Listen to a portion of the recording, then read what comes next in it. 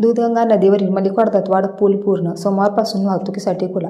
मलिकवाड दूधगंगा नदीवरील मलिकवाड दत्तवाड धरणावरील पुलाचे बांधकाम पूर्ण झाले असून येत्या सोमवारपासून हा मार्ग सर्वसामान्य वाहतुकीसाठी खुला करण्यात येणार आहे. या प्रकल्पामुळे कर्नाटक आणि महाराष्ट्र राज्यांमधील दळणवळण अधिक सुलभ होणार असून व्यापारी, शेतकरी आणि नागरिकांना मोठा फायदा होणार आहे. सुमारे 4 कोटी रुपयांच्या खर्चातून उभारण्यात आलेला हा प्रकल्प अवघ्या 6 महिन्यात पूर्ण करण्यात आला आहे.